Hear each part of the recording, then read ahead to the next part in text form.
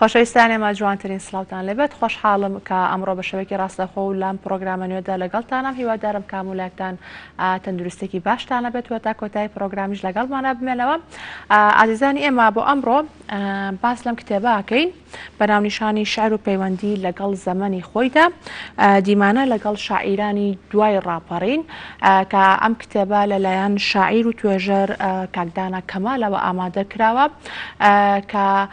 ئێمە پێ با خۆش بوو کە میوانداری کاکداناکەین بۆی بزانین ناوڕۆکی ئەم کتێبە یاخود مەبەستی ئەو لە ئامادەکردنی ئەم کتێبە و بەتایبەت کە ناونیشانەکەی باز لە شاعیرانی دوای ڕاپەڕینەکە وەک دەزانین کە شاعیرانی دوای ڕاپەڕین هەمیشە بە شاعیرانی نوێخواست ناویان دەرکردووە هەتاکو ساڵانی 90ەکان هەتاکو سەرەتای 2000ەکانیش ئەم شاعیرانە بە شاعیرانی نوێخواست ناویان دەرکردووە کە بە خۆشحاڵیەوە هەندێک لەو شاعیرانە هەتاکو ئەمڕۆکەش ئەنووسن و هەروە لە ژیانە ماون و بەردەوامن لە شعر و لە نووسینەکانیان. کاکدانەگیان بەخێر بیت. زۆر سپاس بە ئامادەبوونت. سپاس بۆ ئێوەش. زۆر سپاس. پێم خۆش ئاماژەش بۆ بکەم کە کاکدانە هەم وەکو خۆی کە وەکو شاعیر لە ماوەی ڕابردووە خاوەنی ئەم کتێبەشە لە بەناونیشانی لە چاوەڕوانی مەسیحدا کە خۆشی بەردەوامە لە نووسین وەکو شعر نووسین و بۆیە لەم پرۆگرامای هەوڵەیەن کە گوێویستیەکێک لە شعرەکانی کاکدانەش بین. کاکدانە دووبارە بەخێر بیت. سەرچاوانمان سەرەتا پێم خۆشە لە ناونیشانی کتێبەکەەوە کە زۆر جار باز دەکرێت کە ناونیشانی کتێب ئیتر بەشێکە لە ناوەڕۆکەکە ئەگەر تۆ لە ناونیشانی کتێبەکە تێبگەیت ئەبێ بزانی وێنەی ئەو لە مشکەلا دروست بە کە ناوەڕۆکی کتێبەکەش باز لە چیەکات.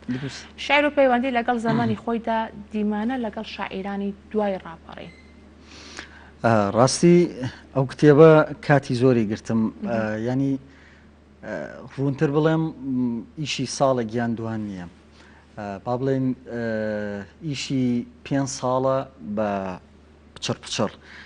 بۆ نمونە گرفتێکم بۆ ئاهاتە پێش کاتێک کە ئەمیز دیمانە لەگەڵ شاعیرێکە ئەنجام بدەم 1001 هۆکاری بۆ هێنامەوە بۆ ئەوەی کە مەجای نیە ئەم دیمانەی لەگەڵا ساز بم یان دیمانەکەی لەگەڵا ئەنجام بم. هەبوو دوای ماوەیەکی زۆر وەڵامی با بڵێن ئەو پرسیارانەی کە من لەم کتێبەیە ئاراستەم کردبوون هەبوو زۆر درەنگ وەڵامی ئەدایەوە. ینی بە جۆرێک منی پەرتەوازە کردبوو لە مەسلەی کۆکردنەوەی ئەم کتێبەیە هاتاوەکو بتوانم بە چاپی بگەێنم و با بڵێن بیخەمە نێو کتێبخانەی کوردیەوە. یان یەکێک لەو ئاستەنگانەی کە لە نووسینی یان لە چاپکردن و نووسینی ئەم کتێبەیە هاتە بەردەسم با بڵێن پچڕی دیمانەکان بوو بۆم کۆ ناکرایەوە. با تۆ ئەشتەوێت یانی بستوتە کە دیمانە لەگەڵ زۆربەی شاعیرانی دوای ڕاپەڕین ئەنجام بدێ بۆی ڕابۆچوونی ئەوە وەرگری لەسەر ئەو پرسیارانەی کە دواتر نەسەری ئەو پرسیارانە چینکە تۆتەوێت لەم کتێبەیە ڕوونکردنەوەی بۆ بدەیت و هەروە خوێنەرانیش لی تێبگەن. ینی نەمویستووە بۆ نمونە زۆر و بۆری بکەم مجرد ئەو کەسانێک کە لە نێو ئەم کتێبەیە بوونیان هەیە هەر هەمان ئەو شاعیرانن کە لە نێو وەسەتەکەیە لە نێو وەسەتی ئەدەبیاتی با بڵێن کوردیا دیارن یان جێپەنجەیان هەیە بە جۆرێک لە جۆرەکان. هەڵبەت لەم کتێبەیە دەمەوێت ئاماژە بەوەش بکەم نەهاتووم پۆلێنی شاعیرێکی باش بە شاعیرێکی خراپ بکەم بەڵکو ئەوەی کە لە سەرشانم بووە ڕاگررتنی ئەو هاوسەنگیە بە جۆرێک لە جۆرەکان لەم کتێبەیە لە مەسایلی هاتنی شعر لەگەڵ ئەو زەمانەی کە تێدایە. بۆ نمونە ئێستا گەرمانەوێ بە زمانی ئەو کاتەی عەبدوڵڵا گۆرانی شاعیر لە 30 کە پێی نووسیوە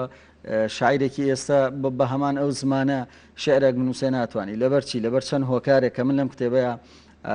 تەنانە لە پێشەکی کتێبەکەشا وە لە دیمانش لەگەڵ شاعیرەکانی ترا باسم کردووە بۆ منە زۆر هۆکارە. ئێستا هاتنی تەوژمی تەکنۆلۆژیا بۆ نێو جیهان جۆرێک وەک تۆڕی عنکەپوت جاڵجاڵۆکە دەوری داوین ئێمە ناتوانین ناسک ببینەوە بۆ گوڵێ لە کاتێکا دەبینین ئێمە ئەم هەموو قەسف و ئەم هەموو کوشتن و جەنگ و کوشتاری لە نێو با بڵێن ناوچەکەیە کە لە نێو ڕۆژهەڵاتی ناوەڕاستایە تۆ ناتوانانی بێیت کاتێ دیمەنێکی تراژیدی مناڵێک ئەبینی لەژێر قەسفی تیارەکانە و 5 شایەتمانی بۆ ئاسمان درێژ کردووە ناتوانانی ناسک ببیتەوە بێوەسفی گوڵەکەی چکە بۆ ئەم دوو دیاردەیە لێرەدا هەن. دیاردەی یەکەم زەقترە کاتی گوڵەکە کاتی با بڵێن تعبیر و گزارشتەکە لە گوڵەکە هەر ئەبێت مەجای ئەوە بێ بەڵام ئەمان هەیە ینی سیر ئەەکەیت کۆمەڵێک شت هاتوون هاتوونەتە ناو با بڵێن ئەدەبیاتی کوردیەوە وەکو کەرەسەیەکی شعری بەکارهێنرێت لەلایەن شاعیرەکانەوە. ئەوەی کە من ئیشم لەسەر ئەم کتێبە کردبێ خودی ئەو شاعیرانە بوون کە بەو زمانە باڵایە نووسیانە و ئەوان تێگەشتون لەوەی کە لە قۆناغی پێش خۆیانە چی ڕووی داوە، شاعیرەکان بە چ زمانی نووسیانە، تەکنیکی شعر، وێنەی شعر، با بڵێن سەفحا باگراوندی شعرەکانیان چۆن بووە لە پێشووتریانە. ئەمان نەهاتوون با بڵێن کۆپی قۆناغی پێش خۆیان بن، یان ئەو شاعیرانە بن کە لە پێش خۆیان و نووسیانە، بەڵکو ئەوان هاتوون بۆ نمونە هەبووە شاعیر هەبووە لە زمانە ئیبداعی کردووە، داهێنانی کردووە، شاعیر هەبووە تەکنیکی بەکارهێناوە لە تەکنیکێکی نوێگەری بە شعرەکەی بەخشیوە، شاعیر هەبووە ئەگەر بۆ نمونە نالی یان عەبدوڵڵا گۆران یان شێرکۆ بێکەس یان هەر یەکێک لەو شاعیرانە ئەگەر سەردەمانێک وێنەیەکیان بۆ مەبەستێکی وێنەی شعری مەبەستمە لێرەیە بۆ مەبەستێکی دیاریکراوە بەکارە نابێ. ئێستا ئەمان هاتوون وێنەکانیان ئاوەژوو کردوتەوە. ئەمە هۆکارە بۆی کە تۆ شاعیرانی دوای ڕاپەڕینت هەڵبژاردووە خود دیمانت لەگەڵ ئەمانە کردەوە ویستە ڕاوبۆچوونی ئەوان لەسەر ئەو کۆمەڵە پرسیارێکی ئاماژەوە پێکرد ڕاوبۆچوونی ئەمە وەربگریت. خۆی ویستی من لە هەڵبژاردننی کتێبەکەیان نەبووە ئەگەر ڕازگۆ بم لەگەڵ تا بەڵکو ئەوە شعرە. من هەمیشە قسەیەکم بۆ شعر هەیە لێرە لەم کەناڵی بەڕێستانەوە لە کۆڕ و کۆبوونەوەکانیش کە من لێرە و لەوێ لە شار و شارشکەکانی هەرێمی کورسانە بە ئەنجامم گەیانوە قسەیەکم بۆ شعر هەبووە. شعر ڕێک وێنام کردووە بە مناڵێکی ساوە، منداڵێک لە یەک ڕۆژی و لە دایکبوونیەوە کە یەکەم ڕۆژی لە دایکبوونیەوە هەتاوەکو گەورەیە بێترە بێ بە 6 ئەم کەسەیە بێ بە 6 بێ بە 70 ساڵ. ینی شعریش ئەم قۆناغانە ئابەم شێوەیە ئەبڕێت، ینی لە یەک ئاستا شعر نامێنێتەوە. جوانی شعریش لەوەیە کە قۆناغ بە قۆناغ ئەڕوات، ینی ئەو شعر شوناسێکی جوانی هەیە کە باکی بە هیچ شاعیرێک نییە، باکی بە هیچ شاعیرێک نییە. بۆ لەبەرەوەی ئەم شاعیرە ئەسەبۆ نمونە ئەگەر تۆ بێ لە ئێستادا بە زەمەنی عەبدوڵڵا گۆرانی شاعر بنووسیت، ئەمە تەسەوڕەکەم جێمانە لە مەسەلەی شعرا. ئەمە جێمانە، جۆرێک لە جێمانە لە شعری کوردیە. بۆ چکە عەبدوڵڵا گۆران ئەوەی هەبوو کردی لە شعرا کردی، ینی ئەوەی کە ئێستا زەڕورە ئەم سەردەمەیەیە کە ئەم هەموو کەرەستە و ئەم هەموو بابەتە نوێیی هاتۆتە نێو شعری کوردیەوە، ینی پێویستە بە جدی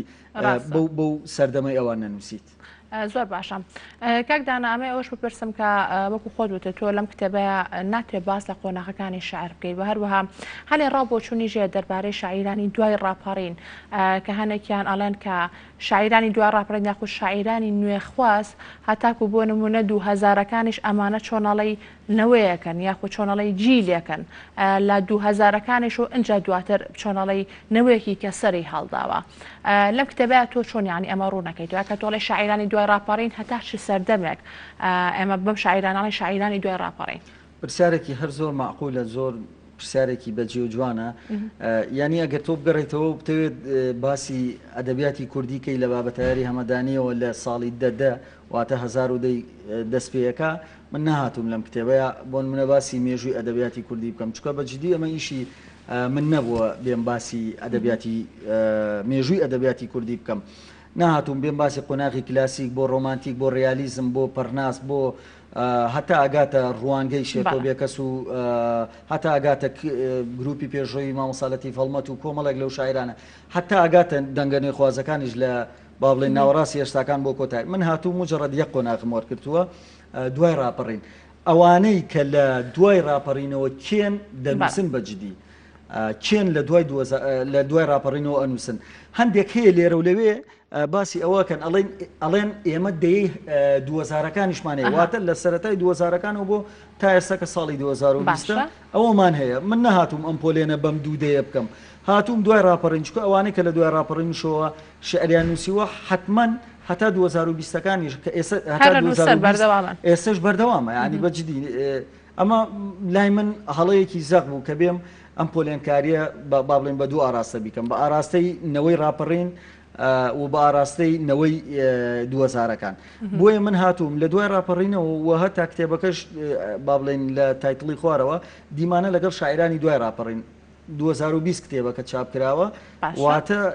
ئەو نووسەرانە یان ئەو شاعیرانە ئیدامەیان بە نووسین و شعریان داوە هەتا ساڵی 2000. دەسەکان خۆشکەکدانەکیان ئەگەڕێنەوە بەردەوام لە گفتوگۆکانمان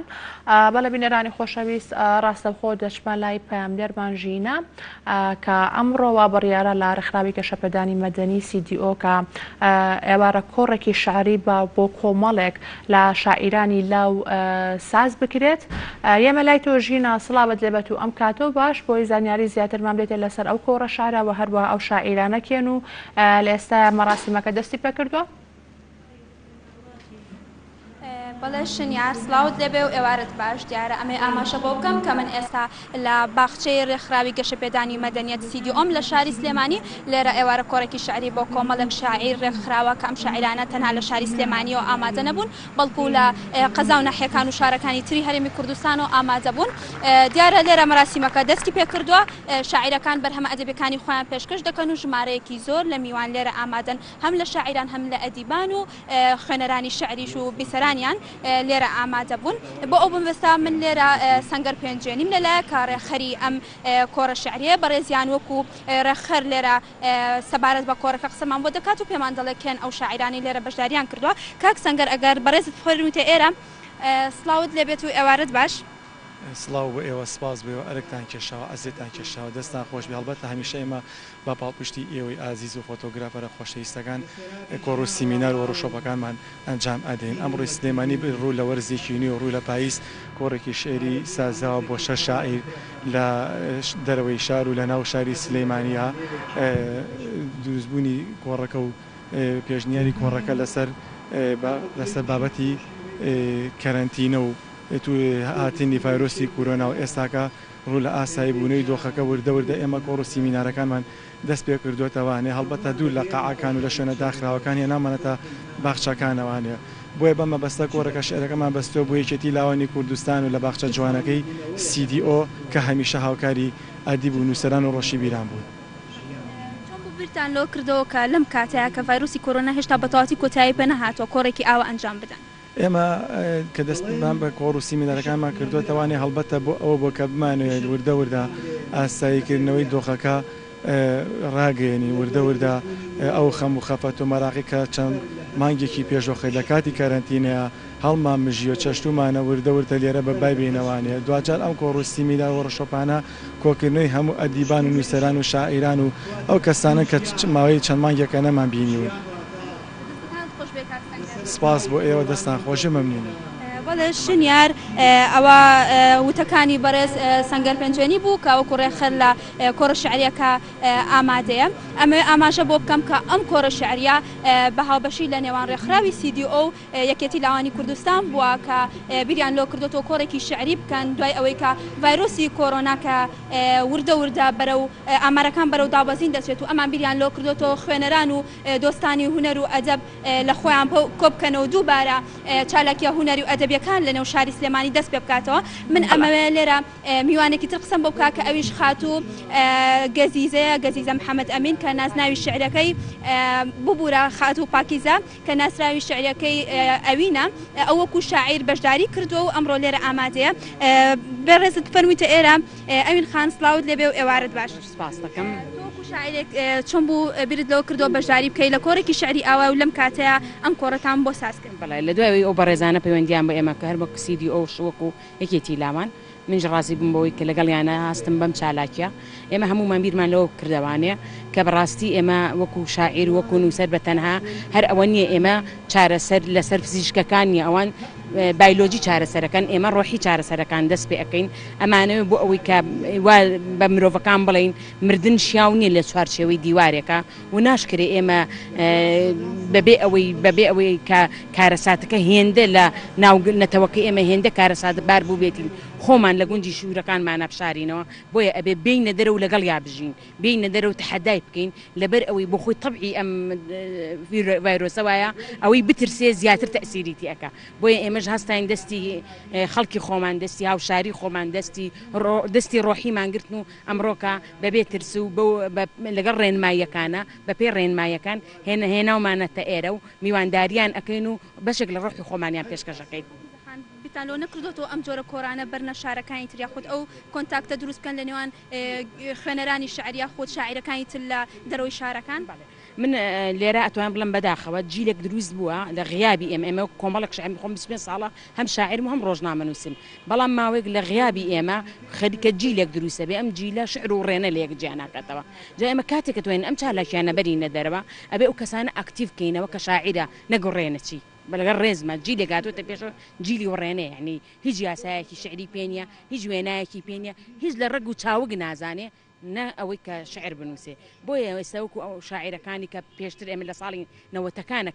دەستمان بە شعر نووسین کردووە کە مامۆستاکانی پێشومان وەک شێرکۆبیەکەس و لەتی هەڵمەت شەهادە و بڕوانامەی ئەوەی بەنووسرا و پەیمانراوە کە ئێمە شاعرین ئەمانوی هەمان سیستم بێنینەکەیەوە ناکرێ هەموو کەس لەخۆی ببێ بە شاعر تا گوڵچنێکی نەکەین پێم باشنە شار بە شار و دێ بەدێ بگەڕێن.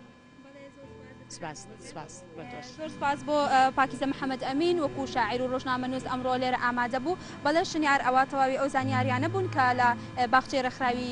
CDO دەسەکان خۆش ژێنەکانم بۆ ئێوە گواستۆتەوە. زۆر سپاس بۆ تۆ بۆ میوانەکانت بە هیوای سەرکەوتن و بەردەوامی بۆ هەموو شاعرە لاوانەی کە لەو ئێوارە کۆڕەدا بەشداریان کردووە. کاکدانا جا تۆش ئەم کتێبەی کە باسمان کە شعر و پەیوەندی لەگەڵ زەمانی خۆیدا بۆ هی ڤایرۆسی کۆرۆناوە جارێ ئەم کتێبە بڵاو نەکراوەتەوە و هەروەها باشوو لەسەر نەکراوە. ئیشەڵڵا کەی بەتەمای ئەم کتێبە بڵاو بکەیتەوە؟ خۆی نازام نەکبەتیە ناوی بنین نەکبەتییان چی من کاتێکە کتێبەکەم چاپ کرد شعر و پەیوەندی لەگەڵ زەمانی خۆیدا بڕیار بوو لێرەوە لە شاشەکەیەوە ڕایگەێنم بڕیار بوو ڕێکخراوی کورسان دیالۆگی بەڕێز با بڵێن ئەو ستافە جوانە و ئازیزە با بڵێن مەراسیمی ناسانی کتێبەکەم بۆ بکەن خۆی ڕۆژی یەکشەمە من لە با بڵێن لە مەطبعایە نامەوە مەطبعی کارۆ دواتر پێنجشەمەماندا نابوو کە مەراسیمی با بڵێن ناسانی کتێبەکەی بۆ بکەین ئیتر قەدەر وا بوو ڕۆژی چوارشەممە قەدەغەی هاتوچۆ لە سەر تاسەریانەهمی کورسان ڕاگەێنرا لەبەرەوە ڕۆژی پێنجشەمەش قەرار بوو ینی مەراسیمەکە بەڵام کە ڕۆژی چوارشەمە کرایتر دیارە حکمتێکی هەرتیا بووە ئەوەش پاراستنی کەسەکانمانە لەگەڵی خێری پێوە بووە منش لەو بڕواایەم بەڵام بڕیارە لە هەفتەی ئایندەیە هەر ڕێکخراوی کورسان دیالۆگ ئەو ستافە ماندوو لە ناس و بەڕێزە با بڵێن مەراسیمی ناسانی کتێبەکەم بۆ ئەنجام تا ئیشەڵڵا هیوادارین بە زووترین کارتم جارە ئەنجام بدرێ. کاکدانا ئەمەی کێسا بینەری بین ئەم ڕاستەوخەیە کە ئێوارە کۆڕێکی شعریە بۆ کۆمەڵێک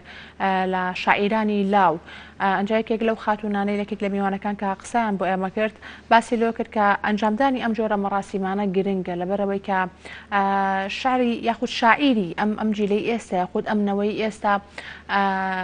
چۆنەڵی شار و وێنە لێک جیا ناکەڕن یاخۆت چۆنەڵی تێکەڵاویەک دروست بووە. یەکێک لە پرسیارەکانی تۆژانی لەم کتێبەیە کە لەم دیمانێدا ئاراستی ئەو شاعیرانەت کردووە ئەوەیە کە چۆنەڵی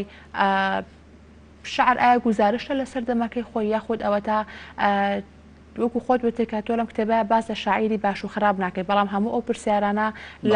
لە ئەنجامدا شاعیری باش و خراپ لێکجیاکاتەوە دیاری دەکات کە بێ بە کێ باشە و هەروە کێ خراپە. خۆی ئەم کتێبەی کە لە بەردەستی جەنابتایە شعر و پەیوەندی لەگەڵ زەمانی خۆیدا خۆی ئیترەوە من ئەتوان بڵێم بۆ خۆی وەڵامی پرسیارەکە ئەداتەوە وەڵامەکە چۆن ئەداتەوە پاڵفتەیەکە لەو با بڵێن قسانەی کە ئەکرێت ئایتر ئەم قسانە وڕاوەن یا خۆشعرن من هاتووم بۆ منە لەم کتێبەیە باسی ئەوم کردووە کە شعری ئەمڕۆ چییە یان بۆچی ئاڵۆزە بینرێت یان میکانیزمی باش و خراپی شعر لە ئەمڕۆیا چییە چۆن شعرکار لە وەرگرەکات یان تەوزیفی فکر لە شعری ئەمڕۆیا چییە تەکنەلۆژیا لە شعری ئەمڕۆیا و ڕنگدانەوەی چییە وەکو پێشتر ئاماژەم پێیا بۆ منە عەبدوڵڵا گۆران ساڵانێکی پێشوو لەسەر سروشت و لەسەر ئافرەت و لەسەر بەشن و باڵا نووسویەتی ئێستا بینای باڵەخانەی بینا و باڵەخانەی بەرز ینی بەجددی ڕێگەنایەت و ئەم جوانیانە کە ئەو سەردەمای عەبدوڵڵا گۆرانی شاعیر بینیەتی ببینی ینی ئەمانە ئەم جۆرە ئەم کەرەستانەی کە تەوزیف بوونەتە ناو شعرەوە لە ئێستادا من هاتووم لەم کتێبەیە باسی ئەوم کردووە باسی بۆ نمونە ئەو جۆرە کۆپی بوونم کردووە کە ئایا شاعیران بۆچی زۆر جار لە هەنێ تێکستەکانیان یان لە هەنێ شعرەکانیانە بەڵێ ڕێک ئەچنەوە سەری ینی سەیرەکەی هەم لە زمانیان لە تەکنیکیان لە وێنەیان لە یعنی لەو مەجالانەی لەو ڕەگەزانەی کە شعرێک پێگەهێنێت سیرەکەی کۆپین هاتوون بۆ نمونە لە پرسیارێکا کە ئاڕاستی شاعرێکی ناو کتێبەکەم کردووە باسی ئەو جۆرە کۆپیبوونم کردووە ئەویش لە ڕوانگەی خۆی وەڵامی داومەتەوە ئیتر بۆ نمونە پێی باش بوو هەندێکی یان هەندێکی پێی باش ڕابۆچوونەکان جیاوازن بۆ نمونە باسی ئەوم کردو زمانی شعر بۆچی لەم سەردەمە نوێیە ئاراستەی خۆی ئەگۆڕێت بۆ نمونە باسی ڕەشببینی و گەشتبینیم کردووە لە شعری ئەمڕۆیە ئەگەر ئێمە بگەڕێنەوە پێش و نالی لە شعرێکا باسی چین و ماچینەکە خۆش لەسەر سینەی سەری هەڵداوە یان لە شعرێکی تراباسیەوەکە لە بەیتێکاڵێ خۆش لەسەر سینەی سەری هەڵداوە دوو گۆی سەر بەمۆر مات و حەیرانم کە عەر کەی هەناری گرتووە ینی تۆ سیر ئەەکەی نالی لە سەردەمێکە ئەمە یوتووە ینی ناڵێم بەسە ینی شاعری تر هەیە لە واقعەکە بەڵام پرسیارێکی ئاڕاستی تۆکەم کە خۆت خودی خۆشت کە شاعری تو هەروە ئەم کتێبە شاریات هەیە و کێستا شعرێکی شپێ خوێنمە بۆ گوێویستی شعرەکانی تۆش بین خۆت تاشان هەوڵت داوە کە چۆڕانی لە شاعیرەکانی کێنەشی یا خۆت خاوەنی ستایلێک و هەروە نووسینێکی تایبەت بە خۆت بی کە جیا بگیرێتەوە خۆی من هەر لە بنەڕەتە بڕوام وایە کە نەکەس سێبەری کەس بێ ینی بۆ منە نە من سێبەری شاعرێکی کە بە منە شاعرێکی کە سێبەری من بێ لەبەرچی لەبەرەوە ئەو جۆرە کۆپیبوونە دروستەکە ئەخڵقێنێ کە من لەم کتێبەیە ئاڕاستی لە ڕێگەی پرسیارەوە ئاڕاستی شاعرانم کردووە ئەوەی کە تایبەت بێ بە کتێبەکەی منیان بەسەر لەسەر ئەزمموی نووسینی خۆم وەکو شاعرێ جیا لە باڵێن مەسایلی توێژەریەکەی ینی نەمویستووە لە کەس بچم لێرە و لەوێ فۆرمێک هەیە کە شعری پێ نووسرێت پێ ئەوترێت پۆستەرە شعر باشە هەتا لەم کتێبەی لەم دیوانەیە کە ساڵی 2013 چاپم کردووە لە چاوەڕوانی مەسیحدا لەم کتێبەیە ئەگەر دیقەت دابێت کۆی شعرەکان زۆر کەماوە مەبەستم کەمە ینی ئەگەر تەکمیلی قسەکە بکەم بۆی این بێت ینی سێرەکەی فۆرمێکی نوێیە لەم فۆرمە نوێ لە ئێستا پێ نووسێ ینی من گەشتومەتە قەناعەت ینی قەسیدەش دادی ئەم سەردەمەی ئێستا نادا بۆ شعر نووسین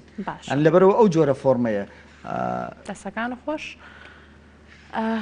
بەگوێبیستی شارەکە شعرەکە شارێکی کورتی باشتر ئەو دقەیە لە چاوەڕوانی مەسیحدا هەر کتێبەکەشم بەو ناوە ناوە چکەم دەقەم زۆر خۆشەوێ